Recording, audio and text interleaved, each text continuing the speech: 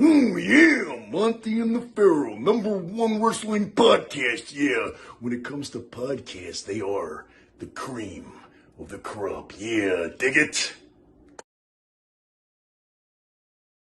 We know what you're thinking. Did they fire off 6 fascinating points of interest or only 5? Well, to tell you the truth, in all the excitement of watching and listening to Long Island's #1 wrestling podcast, I've actually forgotten myself. But being this is the Monte and the Pharaoh podcast, live from Indie Music Studios in Ronkonkoma, and the fact that they were talking to yet another champion wrestling star, one of the most powerful and talented performers from the wrestling franchise, and not to forget, well-informed and provocative interview questions asked and answered. It was such an interesting and entertaining hour, the questions nearly blew your head clean off. Now you've got to ask yourself a question. Do I feel lucky? Well, do ya, punk? What's up, guys? It's Gina Marie here from Big Brother, and you're watching Long Island's #1 pro wrestling broadcast with Monte and the Pharaoh.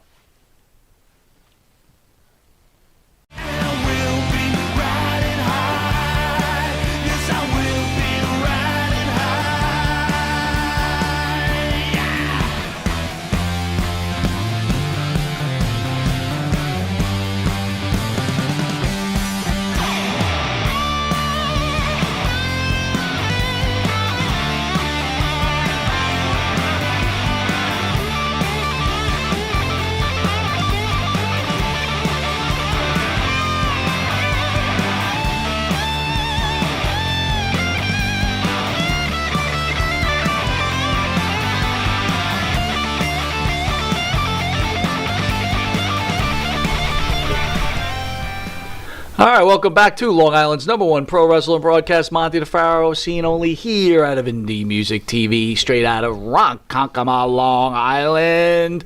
It is a Thursday, and Thursday is the Monte and the Pharaoh show from 9 to 10 p.m. And to the right, well, before I get to the right, across the sea over there is our super producer, Mr. Matty Ice. I played a little trick. How are you, brother? I'm doing great. What'd you do while you were away from last Thursday? I really haven't spoken to you. Pretty much what I always do during the pandemic, and go home and talk to no one.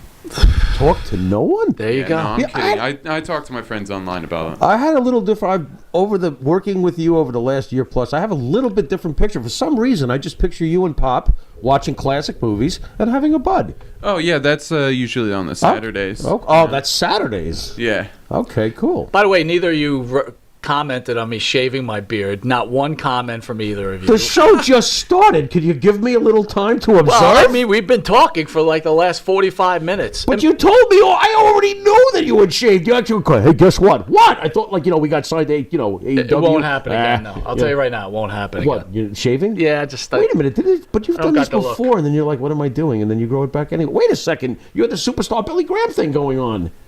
Didn't you? I had the Superstar. That was cool. I thought it was pretty cool. What happened? I'm going to grow it back. What made you change? Was it just I don't know. I wanted to see how much weight I lost. I wanted to see what my face looked like. But well, you have lost a lot. Yeah, but I realized that I'm not very good looking without my beard. 802 Blues, what's up? Maria Davis, what's up? We got a great show tonight. Jeff Rumplick, our main man, our art guy. How are you, buddy? There we go. Everybody, we got a great show tonight. We've got the SWE executive James Beard will be in studio. We got a lot to talk about. Well, it's actually going to be over VMix. These things. Over these things. These things. But before we get to that, to the right is the star of the show, Mr. Jimmy Pharaoh. Jimmy. How are you, bud? I'm here. I've been awake for 2 days, so this should be fun. You're looking good. Yeah, because I have shades on. I've been awake for 2 days. You were talking to me about you're going to shave your head, right? Yeah, I think I'm going to have to. There's some things coming up that would probably require to have much shorter hair in the situation that will be coming. So yeah, I think it might be time again. It's not the first time I've cut off my hair. How old do you think you look? I don't know. I think you look like. I think you could be like early 40s. I'd like to think that the Pharaoh is timeless. I don't think Timeless, about. I don't the think about a timeless number and an age. He never ages. I've been the same since man who never 1982 up here. I guess that is a problem. Oy. All right, well, the big news was in the wrestling world anyway. We like to talk politics, but I'm really a little drawn out with that Thank whole God, thing. a week off from politics. We're a week off from politics. That works for me. But, the wrestling experts are in an uproar because the Randy Macho Man Savage A&E documentary came out, and boy, oh boy, people. Conrad, one of the top podcasters out there, right? Conrad, the fat guy with the beard. No, I don't know. You don't? I don't pay attention. Who's Conrad, the fat guy with the beard? Ric Flair's son-in-law. Oh, do I? Maybe. All right. Anyway, what's he got to say for himself? He said the Macho Man documentary was a hatchet job. So Okay. basically, dude, you had the Stone Cold documentary, which was pretty benign. It was all wrestling. They really didn't delve into Stone Cold Steve Austin or Steve Williams' troubled situations that we all know that he's had. And by the way, everybody's got troubles. We all know this, right? So no one's perfect. They didn't concentrate on the downs. They stuck to the ups. It was a lot of wrestling. Okay.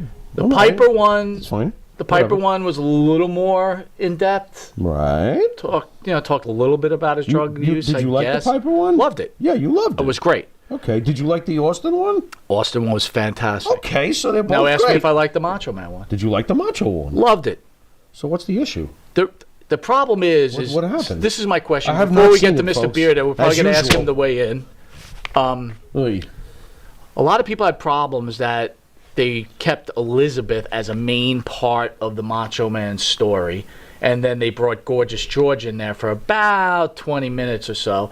And I think she was trying to be as respectful as she could, but she did reveal a lot of drug use that Randy Savage did. Okay. Surprise to me, by the way. I did not. We've had Lanny Poffo in here a few times, and I'm pretty sure Lanny clearly stated that his brother did not use drugs. Okay. I don't know if you remember that. I think I remember I'm that. sure Lanny would have a problem with what's going on here with this, I'm sure. So, but let me ask you something. Do you think, isn't Elizabeth synonymous? Is that the right word? Yeah. With If Randy Savage, right? The way you finish the sentence, yes, anonymous is correct. Okay. I mean, I don't really have a problem with it, to be honest with you. Here's where I'm at, even though I didn't see the documentary. I'm going to address the complaint. The complaint that, it centered a little bit too much on Elizabeth. Well, you know what? And this only enhances your opinion on the whole thing with that fancy word you just threw at the audience. How do you like that? I thought it was well done. The deal is this. Batman has been around since 1939. Right. When a documentary is done on Batman, if you do not cover Robin, if you do not address Robin properly, because his history, he comes shortly thereafter, and he was a major part of enhancing Batman. So if that's what I'm getting at with Elizabeth and Macho Man. Yes, Macho Man was Batman. He was that big. He was that larger than life. He was that main event. But without Elizabeth, I don't know what Macho Man would exactly. I guess that's what I'm trying to say. And that is no knock on one of the greatest personas and auras I've ever seen in this business. All I am saying is when he was with Elizabeth, bacon became bacon and eggs, and that don't grow on trees, folks. So I'm not surprised that Elizabeth was so How did you feel about involved in the Gorgeous George documentary. being part of that documentary? If you're And by the way, telling me- Hogan was a big part of that documentary. as he also. should be. I agree. If you're telling me that she respectfully, she told the truth and she wasn't dirt slinging. She was not. She was not dirt slinging. Then I don't care okay. what anyone says. She was not. Okay, then I don't have an issue with her, if that's the case. Look, we all have issues, bro. As you know, Yeah. as I know, we all got issues. Oh, yeah. And guess what? If they did a documentary about you, there'd be some shocking shit there. Oh, my God. Could you imagine if they did one on Matty Ice? On Matty Ice. Yeah. And He got home and he sat there and did nothing. That's pretty controversial. I don't know. But you know that I really don't hold anything against Macho when I hear these things. I really don't at all. About his intensity or his paranoia or anything else, Right. because, that's how he was wired, man. I'd like to thank the band that sings the theme song for the Monte and the Pharaoh Show, our own Jimmy Pharaoh, along with his partner, Bart Griggs. They make up the band Wisteria Hall. Wisteria Hall sings such great songs as In My Dreams, This Life, Not Far Behind, Here Comes the Rain, and the Monte and the Pharaoh theme song, Riding High. You can catch their music on Spotify, iTunes, and Reverb Nation. And please go to their YouTube page. Go to the Wisteria Hall YouTube page. Hit that like, hit that subscribe. Show this band a little love. Thank you. Got to tell you, man, if you haven't listened to their music, this is not a bunch of bullshit. It is good, very good. Hold on. Excellent. Wait a minute. Great music. Thank you. You guys gotta give it a chance. You'll love it. If you didn't notice, this is the Monte and the Pharaoh show. This is Long Island's #1 pro wrestling broadcast. You can catch Monte and the Pharaoh on the Monte and the Pharaoh YouTube page, the Monte and the Pharaoh Facebook Live page. You can hear us on iHeartRadio, Spotify, Anchor. You can catch us on the Monte and the Pharaoh Twitch TV page. We're also on New York Cable, where Mr. James Beard interview today will be on the reduced version. You know, there was a period of silence. You could have chosen your words more carefully. But once again, you go and you take a big fat horse dump on what that show is, the abbreviated, the condensed, Yes. the straight Yes. to the point. My brain's getting small. And it's always with you. It's always this little tiny thing. because my brain is working on 2% capacity. Does your underwear shrivel in the wash because you washed it 17 times? It's not the only thing that shrivels, Oh, brother. boy, oh, boy. Channel 115 on New York Cable every Tuesday from 7 to 7:30, and for early risers on Saturday, 6 a.m. to 6:30. You can also catch us on Friday night. Yes, that's right, Friday night. That's just a few hours from now. It's Jimmy Pharaoh time, 2 a.m. to 2:30 on Channel 20. Kind of is my time. We'll be right back after this commercial break with Mr. James Beard, who is part of maybe the biggest upcoming wrestling, call it a federation? Is that too old school? We're going old school. Yeah? We're going old school. SWE Fury. This guy is one of the major executive, and boy, we got a lot of questions to ask Mr. James Beard after this. Oi, see you in a sec. Do you treat your dog as part of the family? Well, so do we. So why not celebrate your pup's birthday with the ultimate party box? Check us out on Instagram, Twitter, and Facebook at Party Pup Info, and let us make your pup's party or any celebration perfection.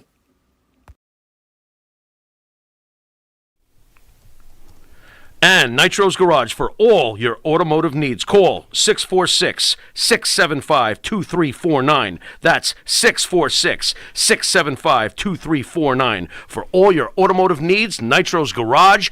Ask for Jack. Jimmy, I gotta take a dump. What? No, I mean I need a dumpster. Well, for all those needs, you need to call Big V Dumpster Rental, Long Island, New York, 631-900-DUMP.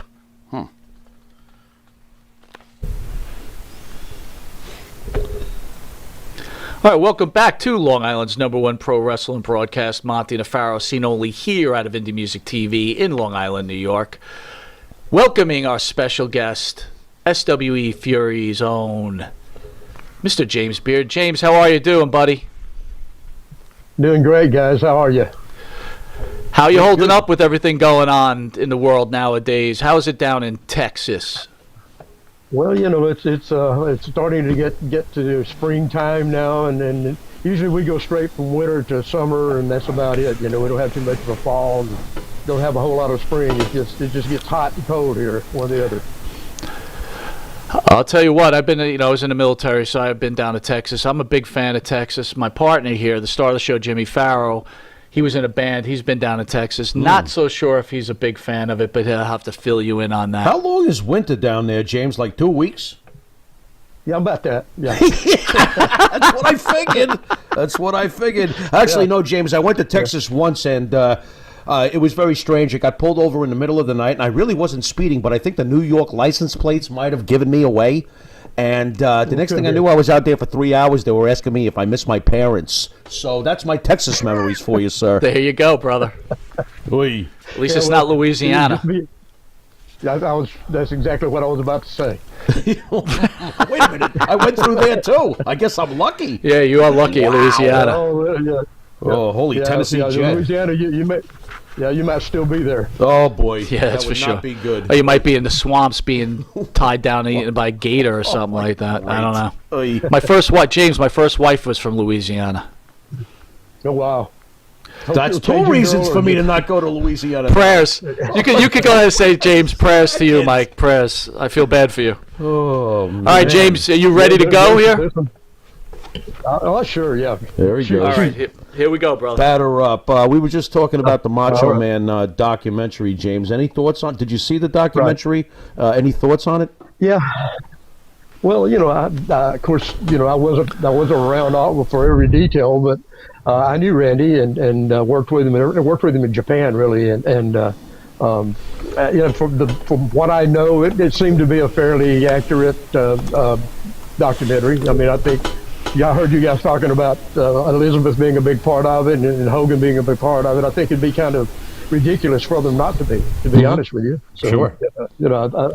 I thought it was pretty well done. Cool. I will say the same thing, James. I thought they did a great job. In fact, all three of those documentaries are top notch for sure. So, James, setting up for you for a great interview today, and I get home from work last night, kind of getting the notes together and the script together, and bingo bango, we find out that Hannibal, who's one of your main guys, right? He's everybody knows what he's the top guy in this game where we're trying to catch up and take him over. But that being said, YouTube broadcast, he's a big part of your federation.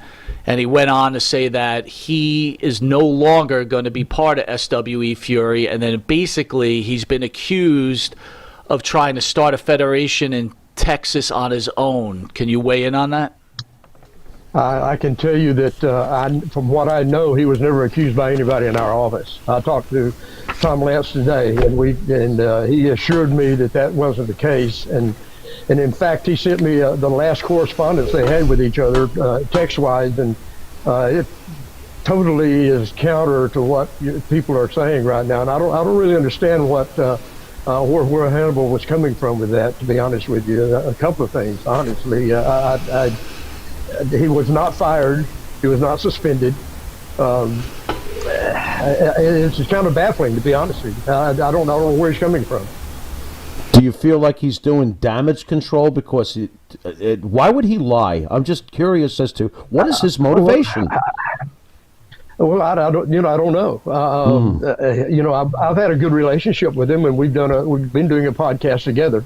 Okay. About inside SWE, and I consider him a friend, and it all came as a shock to me, to be honest with you. I didn't know it.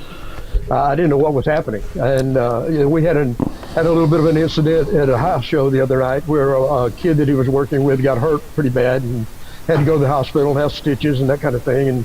And I know that Tom and Teddy Long and in fact I talked to him myself a little bit about it. It wasn't a big deal. I mean, it was a big deal to the kid that got hurt, but not something that we were going to make a big deal out of. And the next thing I know, the next day, I'm hearing all this stuff about he's leaving. And I hadn't talked to him. We usually do our podcast on Tuesday nights.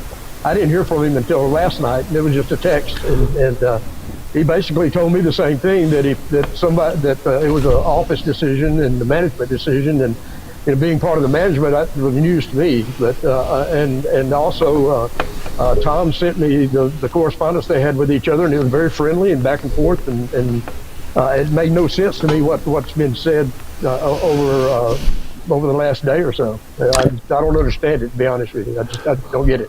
What is this going to mean to SWE? But I can say this. Good. Well, I mean, he's a big help to us. There's no question about that. He gave us a lot of exposure, and he did have some money invested in Blood Hunter and Blood Hunter's opponents, and also with Selena, and I mean that's just a fact. We're not denying that at all.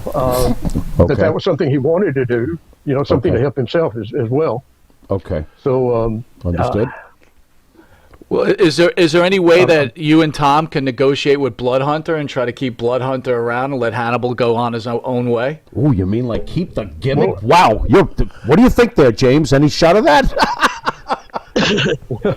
Oh boy. Well, it would be okay with me, and Tom made it very clear to him that he's welcome to come back.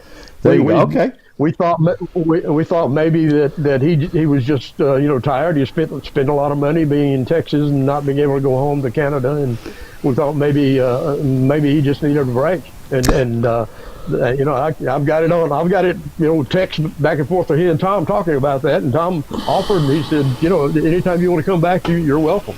So the whole thing is just kind of odd. Was the physicality actually, did that have legs? Because I had heard something about Just Incredible months back had actually walked out on him during a match. Was there true concern about his phicality in the ring? There was some with some guys, yeah. Okay. Yeah, I think some guys thought he was a little dangerous.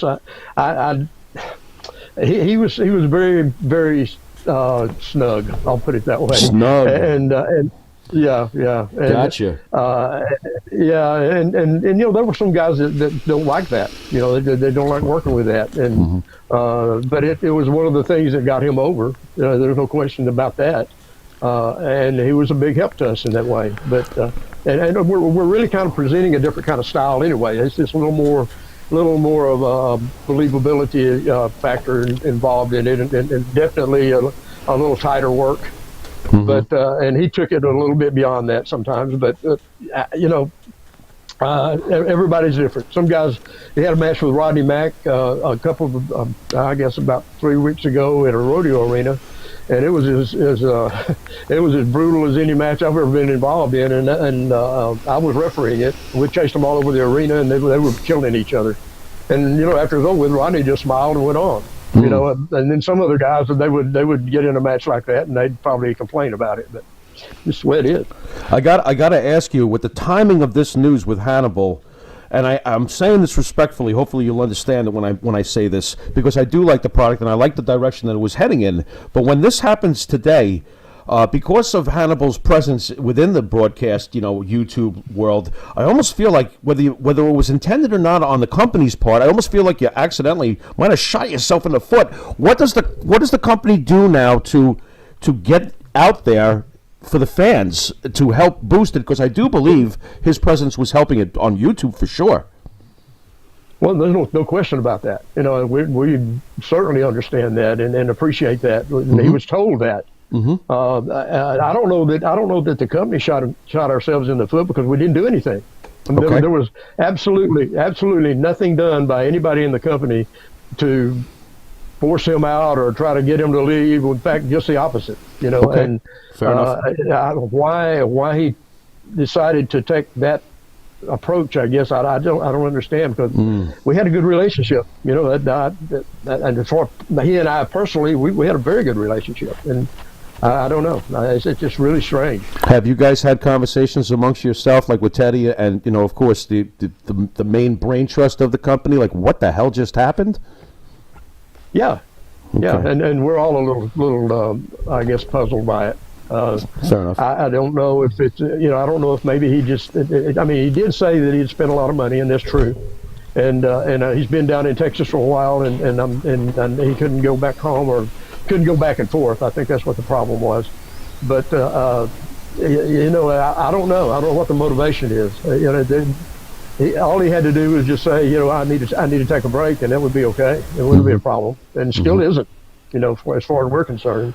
Well, I don't know what else we could have done. We didn't do anything to force him out. I'll put it that way. Understood. Well, we're big fans of your federation, so we're hoping this doesn't really set you guys back. We've been rooting for you guys for a long time. So if I could just weigh in, I'd probably say you better start hanging your hat on Lacey Von Erich a little bit. That might be the answer. Well, Lacey's a big help also. She's a presence, and not necessarily in the ring wise, but as far as getting some attention and doing some publicity type things for us, she's a big help with that. Without a doubt. All right, so we're going to pull back a little bit. We're going to talk about some of your WCCW days. Were you around Steve Austin when he was down in that federation at all? Oh yeah, I was there from the time, actually before he even started. He was in Chris Adams' school down there, and I worked some of his first matches. So we've known each other a long time. He would, we worked together. He'd come over to my house and watch tape and all that stuff. I knew him very well. So let me ask you this: when he was down there, so we were talking about the documentaries and maybe the light that Savage, which you clearly said Savage was portrayed properly there. Do you think they went light on Austin, considering the problems that he's had with some of his ex-wives and some of the rumors that have happened? I honestly have not seen that documentary yet. I guess I need to watch it. I knew Steve well. I knew Jeannie.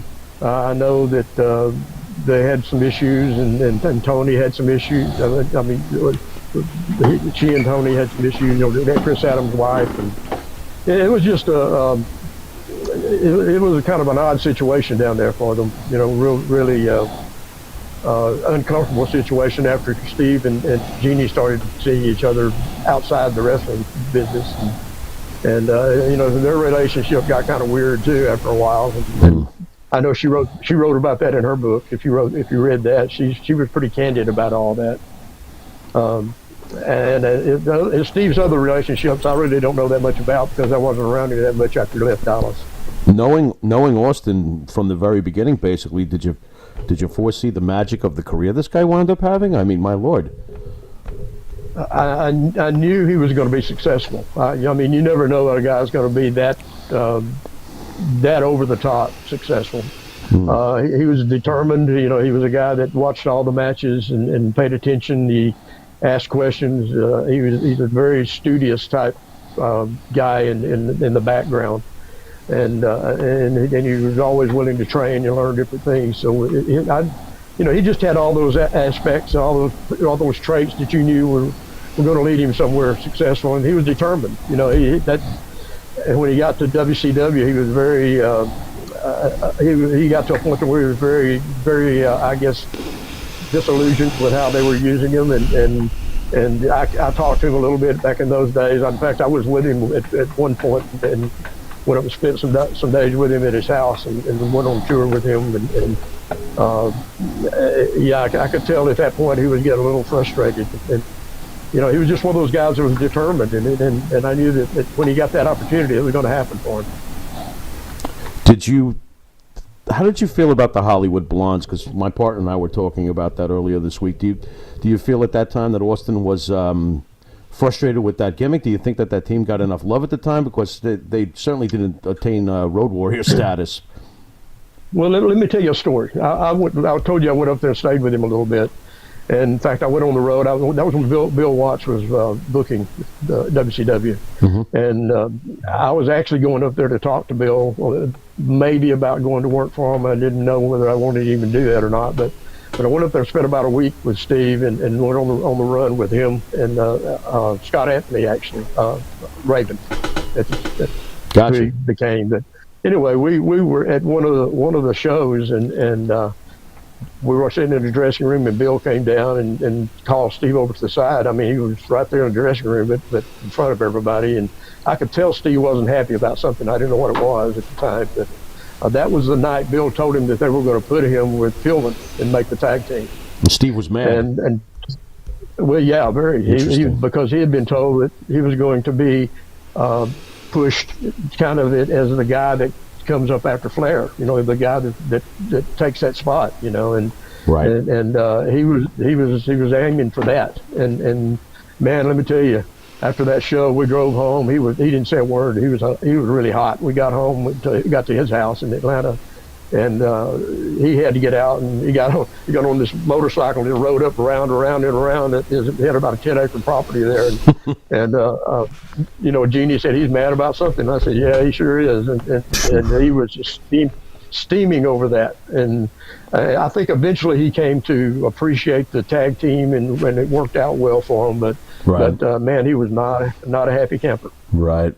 Well, you've given us a glimpse into Austin's beginnings. How about a glimpse into your beginning? How do you get started in pro wrestling? I was playing music in the Dallas area and got to know some of the guys. They'd come into different places where I'd be, and I've been a wrestling fan all my life, really, and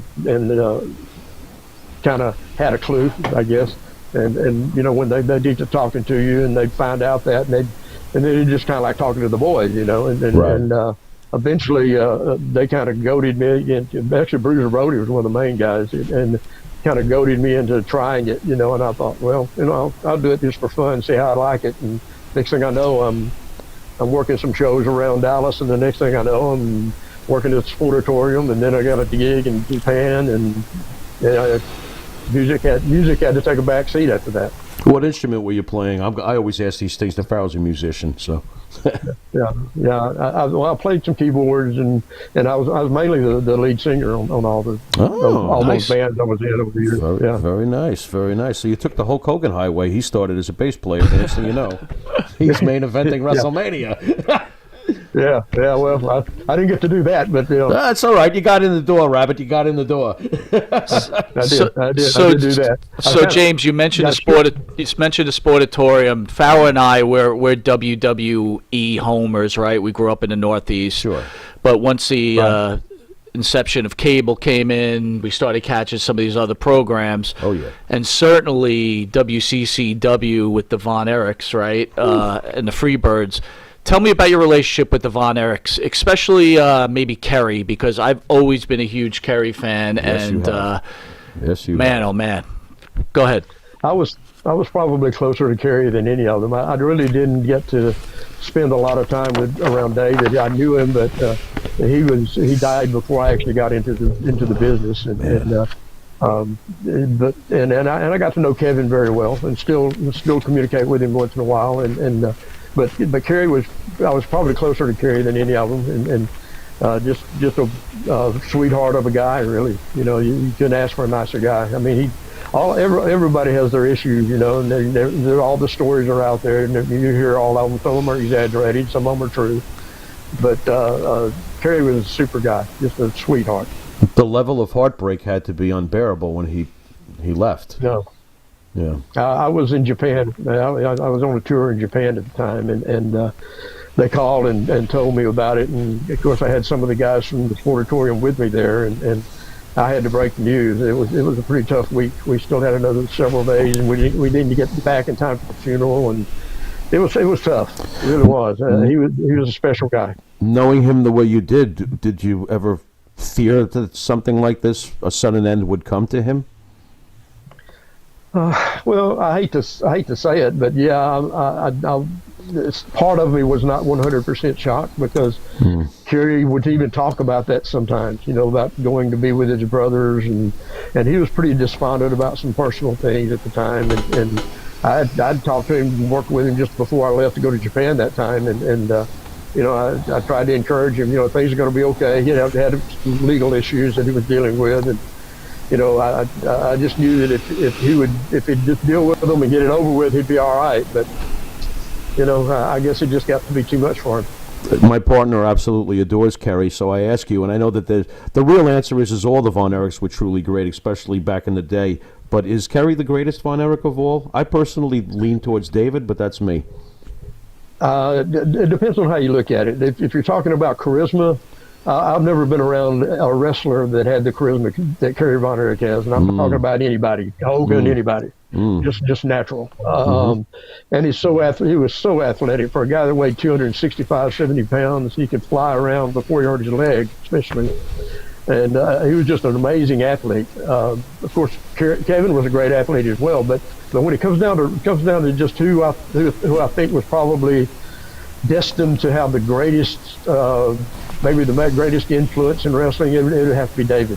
He was the guy with the head on his shoulders, the guy who had the ability to work as a heel and get heat, and enjoyed doing that. And I think he was. You hear all the stories and rumors about they were grooming him to take the NWA title, and I've heard that from people who were inside and knew that was exactly the case. So I have to believe that was probably true. On the old school approach, I wanted to throw this in. How do you feel about Randy Orton? Because Randy Orton, because he works for Vince, and a lot of the independent fans tend to target Randy Orton often. I think Randy Orton's absolutely old school, especially in the vein of Southern wrestling. Am I missing something about Randy Orton? He's old school. Yeah, you're spot on. He's Thank you. Well, he's just another Orton. I mean, his granddad was that, and his dad was. I worked with his dad many times over in Japan, and you know, he's a chip off the old block, and yeah, he's probably the best worker in the business. Thank you. Thank you. All right, with that, we'll be right back with SWE Fury's executive, Mr. James Beard, after this commercial break. We'll be right back. That's right, folks. Canine Corral for all your dog daycare and overnight care. Call 631-549-1544. That's 631-549-1544.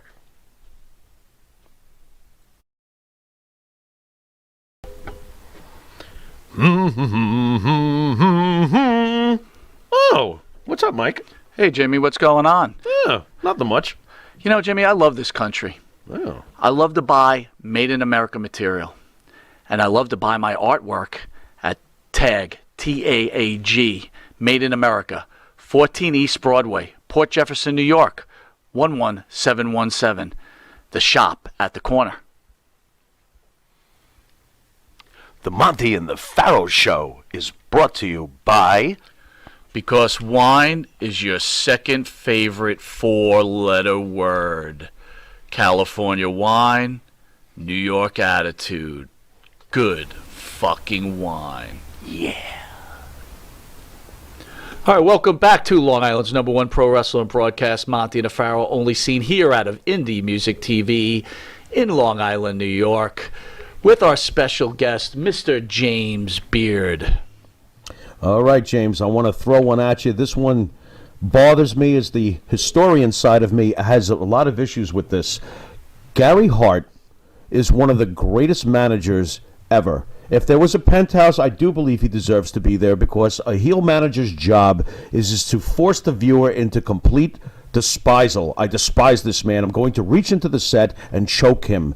Any thoughts on what I consider one of the most underrated managers ever, Gary Hart? Because I feel like he's getting lost in the sands of time. Well, first of all, Gary was a very dear friend and a guy I consider one of my mentors. Really, I learned so much from Gary. You're right. He was a special kind of a manager that's really unusual. He was understated. You know, a lot of times he'd make you think that he was giving the praise to his opponent, and he just almost real sinister in that way. You know, and a lot of people were scared to death of him, and he was. You know, he was a street tough guy, no question about that, but he was a sweetheart of a guy, too. I loved Gary, great friend, and you're right, he should be remembered by more people as one of the greatest managers of all time. There you go. James, absolute agreement. One of the great things about SWE Fury, and I think some of these old school fans like the Pharaoh and myself, is that you're kind of bringing the family members that are wrestlers into your organization. For example, yes. You have Miranda Gordy, who wrestles in your organization. Huge fan of the Freebirds. Can you compare Terry Gordy to Miranda in some sort of fashion? Oh, wow. Here's the big difference is Terry started when he was like 13 years old. And Miranda really kind of got into the business later, and you know, there's a learning curve there that she hasn't had the opportunity to have that Terry had.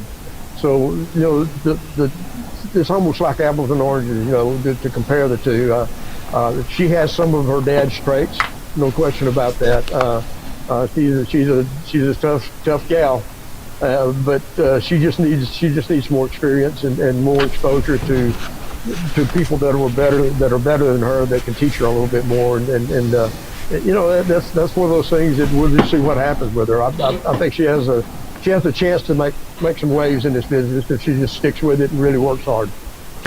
Now, is this by design that you're bringing in these family members? Because I love that whole setup. You guys are doing such a great job with that. It's you know, you're bringing some old, like I said, old school guys like Gangrel in there, and then you've got these young guys, and then they bring Teal Piper. Yeah, well done. And then they've got that. Yeah, We intend to do more with Teal. The intent is to have her featured in the. We keep hearing how well she can talk. We haven't really given her the opportunity to do that yet. Right. You know, that's the hard thing about what we're doing right now, because we fought through this COVID thing, and we had to tape like 3 episodes every night, and sometimes there was 4. We're trying to fit, you know, a whole lot into a little bit of time, and it's really hard to kind of get all that together and do that. Mm-hmm. But the plan is to have Teal more involved in doing some of the things that we hear she is capable of doing, and I'm looking forward to working with her on that. And as far as the other siblings and family members and all, that's been we want to honor the legacy of wrestling, and that's partly been done on purpose to kind of make those connections. We want to do it in a way that not condescending to any album, but you know, we want to use them in a way that they're the most useful, not just throw them in there and say, hey, you know, this is Carrie Von Eriks' daughter, or this is Terry Gordy's daughter, or you know, whatever. We're trying to give them a role that they're more comfortable in, and they're useful in, and they can help us in some way. But we don't want to make something of it that it's not. The main thing we're trying to do in SWE is we're trying to bring back some, I guess, believability, something that the fans can trust in and know that, you know, if you watch this program, that you're not going to have your intelligence insulted. We're going to have fun with it. We're going to do some things that are exciting and have all different styles and all, but the end result is we want people to believe, because we're going to believe in ourselves. And I think that's one thing that's missing in wrestling right now, is that everybody thinks it's a joke, and it's not. You know, if you take yourself seriously, the fans will take you seriously. I don't care how much they know. And that's what we're shooting for. Well, here's one of the things that I love too, but I have to ask you this question. Your new champion's Charlie Haas, right? I'm correct there? Mm-hmm. Why did you go away from Tim Storm? Tim Storm was coming off of NWA. I thought it was such a smart move, you guys bringing him in there, and also, boom, gone. Can you explain what happened to Tim Storm? Yeah, Tim and I are very, very close. When we started SWE Fury, he's the first guy I called. And I knew that we needed credibility there at the top, and I knew that he needed somebody there that could represent us in a way that we wouldn't be embarrassed by, no matter what. And Tim fits all those criteria. And so he had it. And the truth is even from the very beginning, he understood that we were trying to go to a point where I prefer having heels on the top, babyfaces chasing. I think that's a kind of a traditional way of looking at it, but sure. That's what I think draws the most interest, because that keeps the babyfaces searching and fighting for the top, and fans interested in how they get there. And so, you know, from the very beginning, Tim understood that it was going to be a limited thing for him to carry the title, you know, and we started working toward that from the very beginning with another guy, actually, that ended up not panning out for the long haul, but it was just a time, you know. He had it for a year and a half, I guess, something like that, and he knew that it was time, and then of course the NWA thing started back up again, and I talked to Tim, I don't know, 2 or 3 weeks ago, and he's pretty content with what he's doing there right now, and hopefully they'll treat him right, and it'll turn out the best for everyone. But there'll probably be a point in time when Tim will be back with SWE at some point. That's just my feeling. I was thinking about, because, you know, you are in your evolutionary phase, you're growing and you're hoping to get bigger.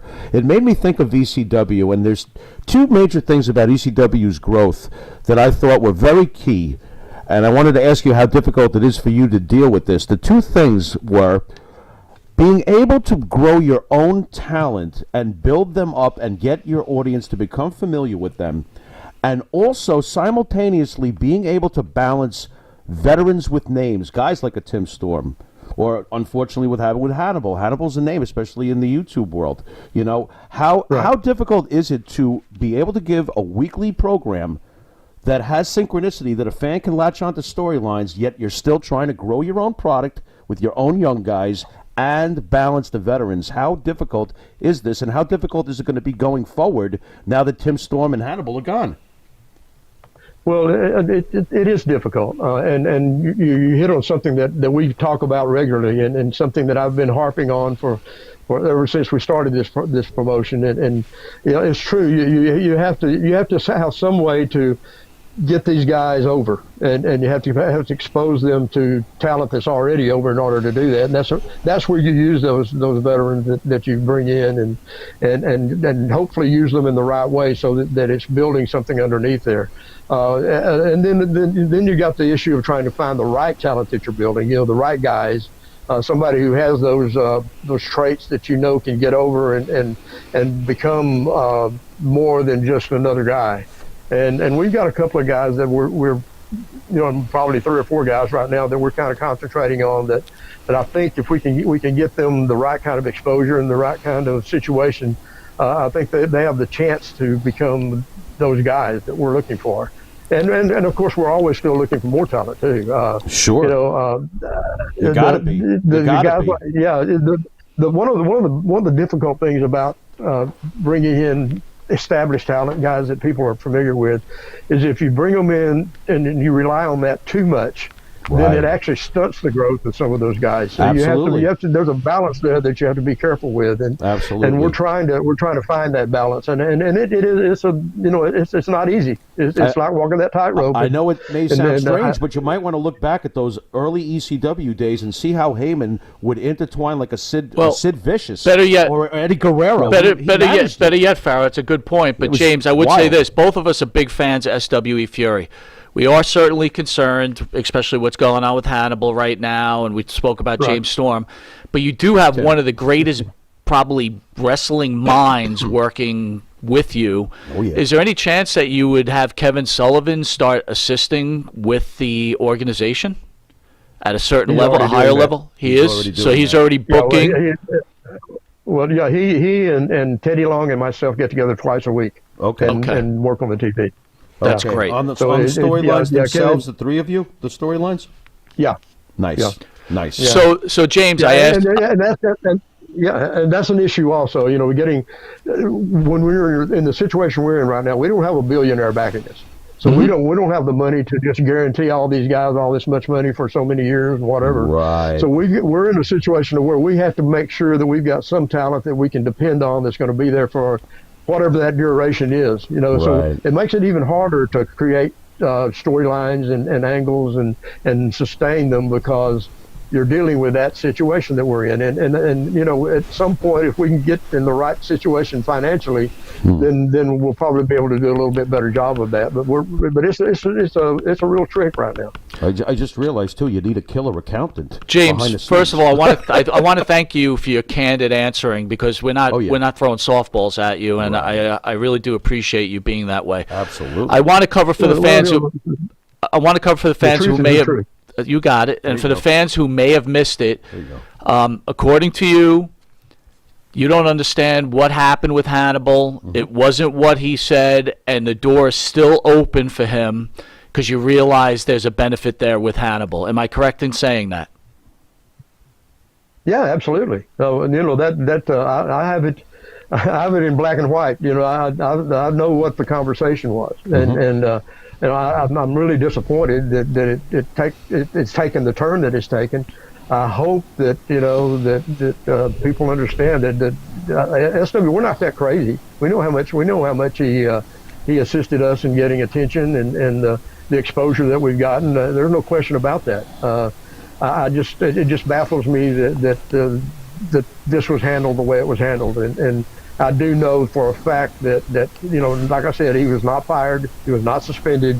The title was not taken away from Blood Hunter. We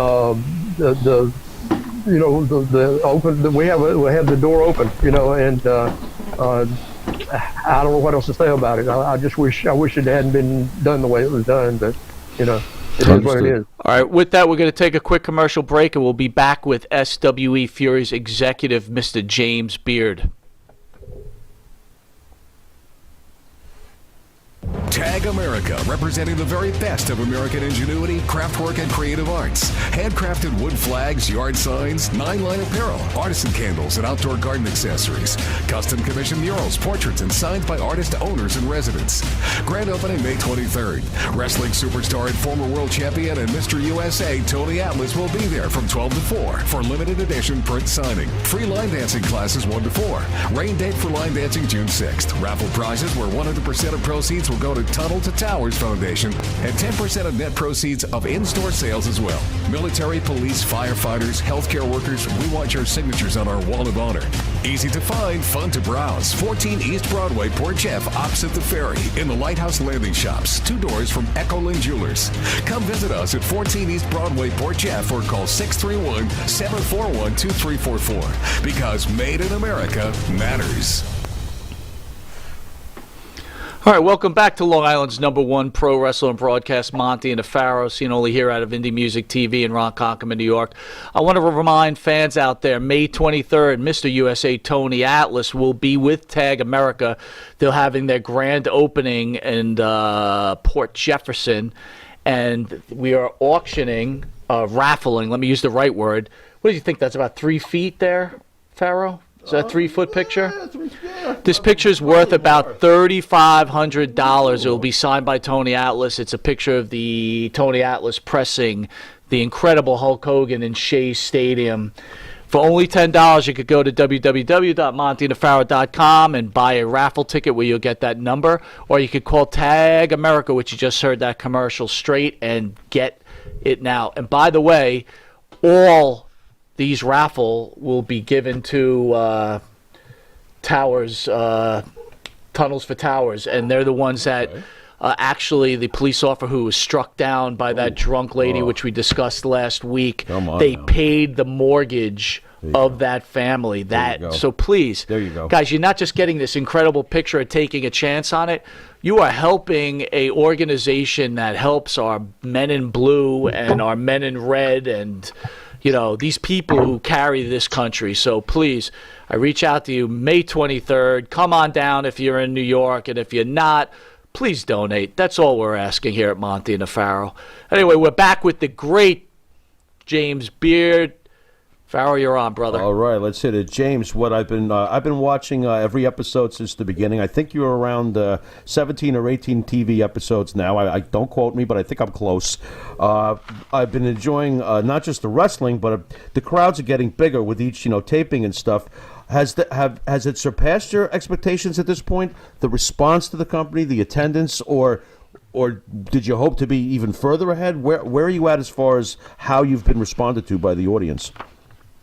Well, it's been really a kind of amazing to me, because when we started this thing, it was kind of a whim. We did a house show, and I've known Tom Lance, our chief operating officer, for over 30 years. He was promoting back in the days of World Class, and so I knew him from way back. And he asked me when people came to him about doing a fundraiser type thing, and he asked me if I'd book it for him, and I said, well, sure, So we did it, and it turned out really well.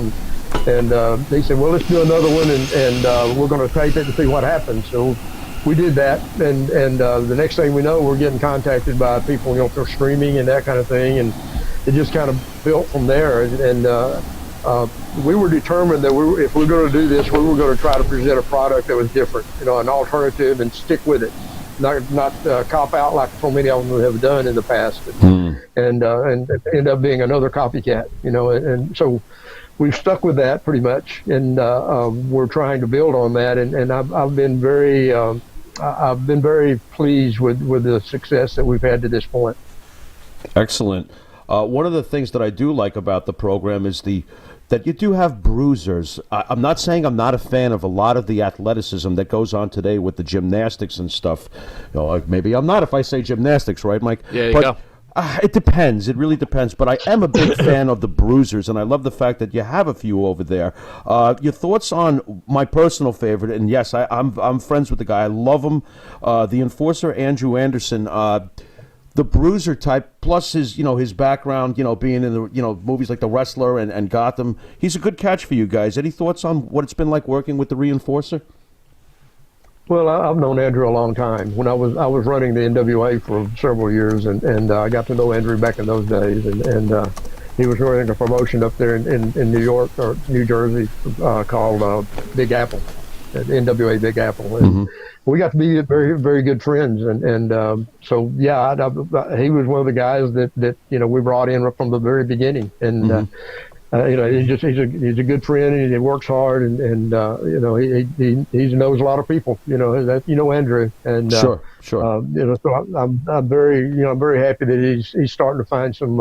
I think he's starting to really have fun with it now. At first, I think he was kind of trying to find himself a little bit, but I think we're doing some things with him right now that I think he's enjoying, and I'm looking forward to what we do in the future. Yeah, as a fan, I enjoyed the last match I saw because there was some bruising going on. So good job there, James. What would you be? Go ahead, James. Go ahead. I was just going to say that having the bigger guys and the guys that are a little more physical, that's something that we did on purpose. Absolutely. We want a little bit of everything. We got some guys that can fly around too, but for the most part, we want guys that this old Texas style. That's how we promote it. Right. Listen, I think you guys are pushing all the right buttons, and like I said, I just don't want to get in fear of losing some of these major players that have helped building this company, because you guys are making a difference right now. James, for the fans out there, what would you say is your biggest role in SWE Fury? My biggest role? Yes, sir. My title is talent relations, and I think that's probably a big part of it. Because I've been very fortunate to have good relationships in this business over the years, and I've a lot of younger guys that I've gotten to know, and I'm able to relate to, and even though I'm an old guy, and I kind of set my ways as far as wrestling goes, but I think being able to relate to those guys is a big part of it. The creative side of it, being able to contribute to that's something I've been doing since 30 years ago. A lot of times in the background without people knowing about it, but I did it, and I think that's I booked the whole thing by myself for the first several months, and then Teddy came on and started getting some input there, and then the last I don't know, 3 or 4 or 5 months, Kevin has started working with us, and I think just being able to contribute to that is a big part of my role in the company, and that and the relationships with the talent. Teddy Long has worn many, many hats in this business over the years. Thoughts on Teddy Long's creative mind? Because I'm not sure fans know too much about that side of Teddy.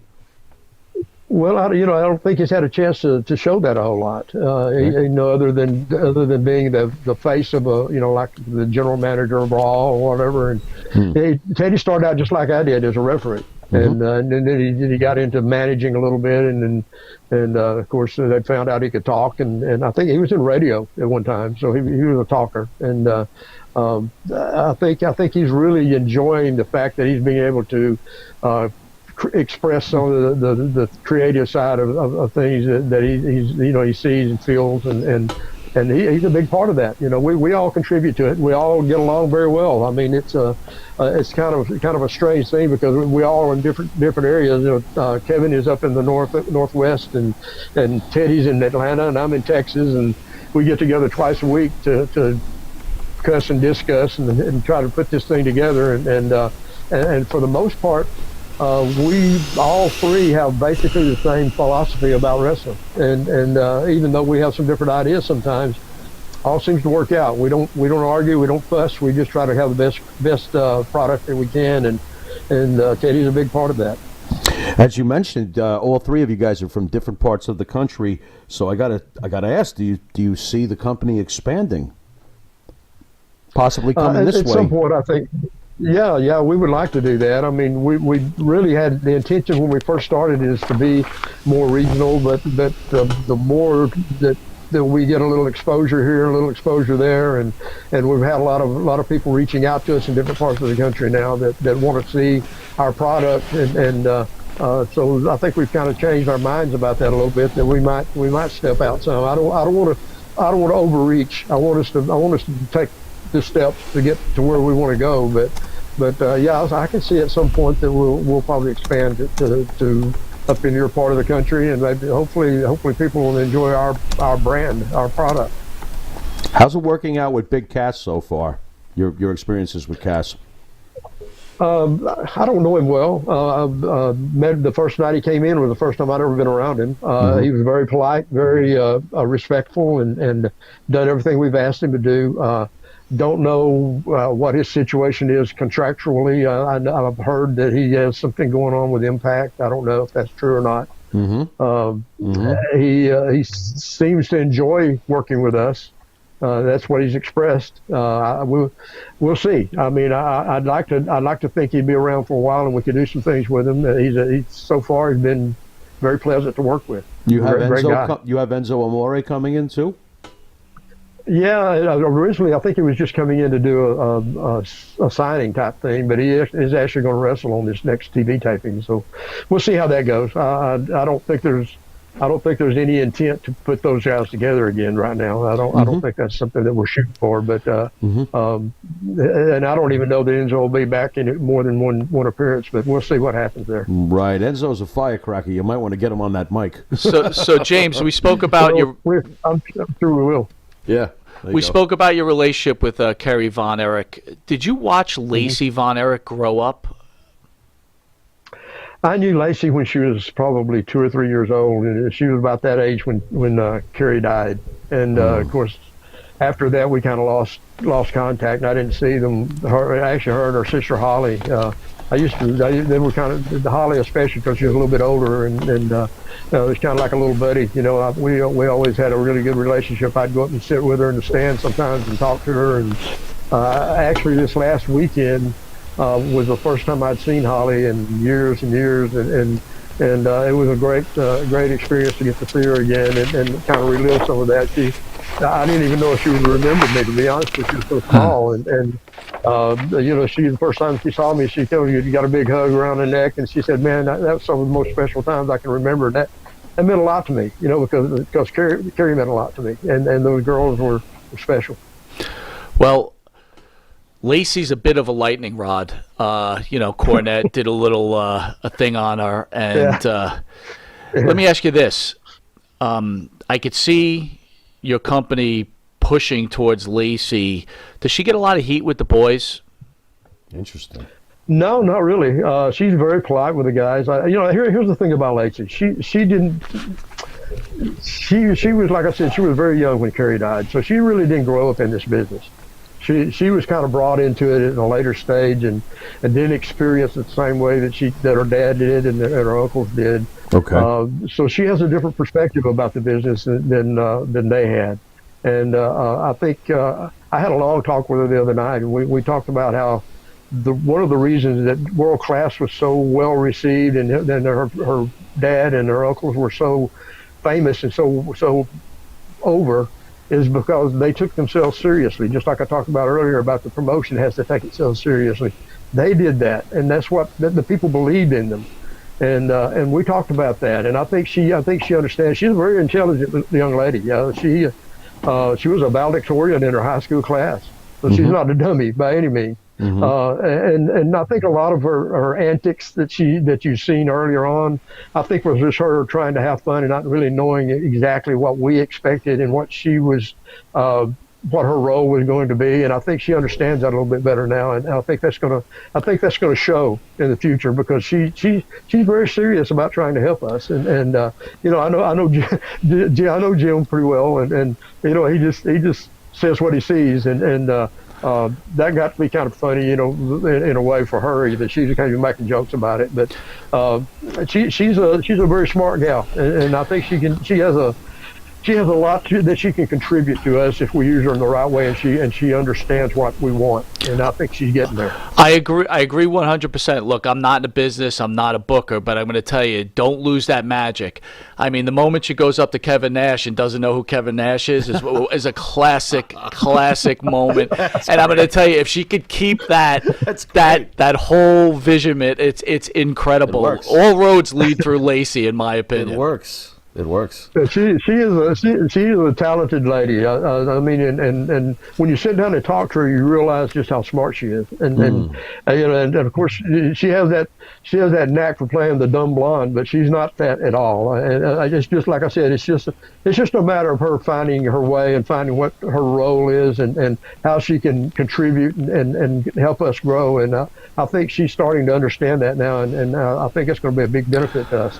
Well, if you guys could take Miranda Gordy and get Lacey together and do some kind of Freebird Von Erich angle, it would be pretty hot. Hello. Anyway, we're almost out of time, James. I want Pharaoh's going to hit you with his final question, and I want to thank you for being such a gentleman and answering all these questions. Absolutely. And you and the crew are doing a great job with SWE Fury. Pharaoh?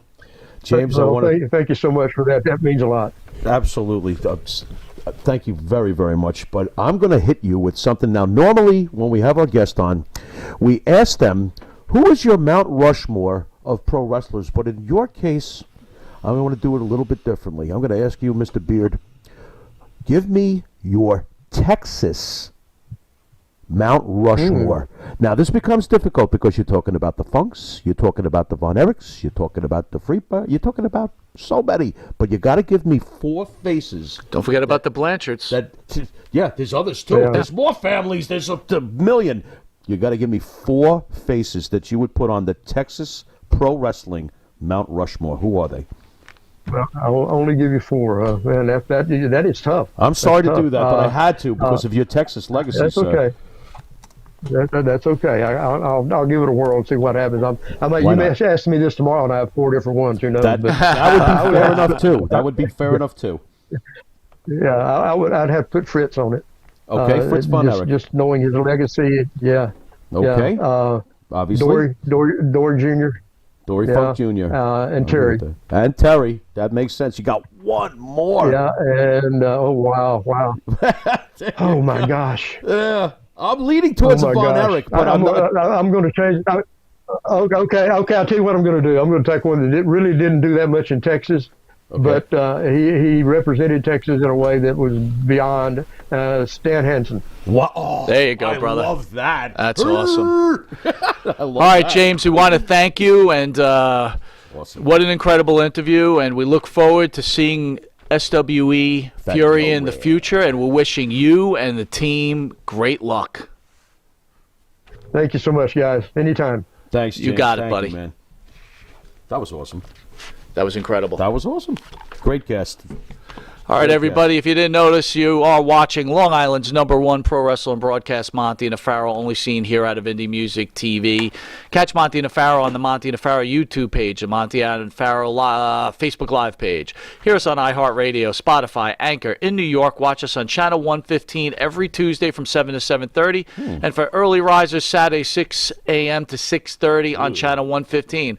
Also catch us on Friday at Channel 20 at 1:30 in the morning to 2 a.m. I want to remind everybody this Saturday at 11 a.m., please join us as we have ECW legend Mr. Bill Alfonso in studio. Awesome. Very, very excited awesome.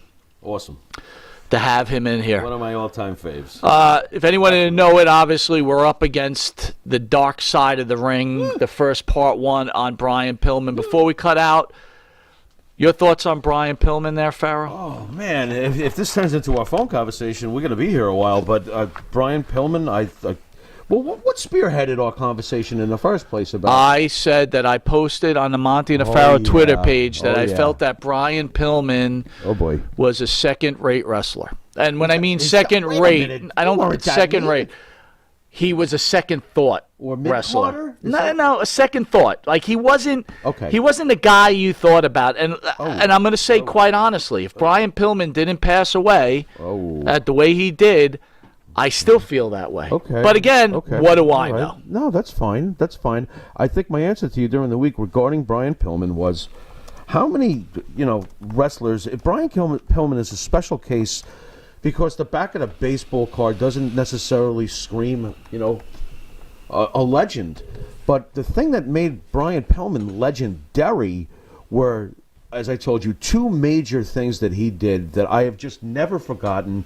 When he showed up in ECW, the lights went out and then they appeared, and there he was. He did to me what was, I consider, the original pipe bomb. He let loose on the entire business when no one was doing that.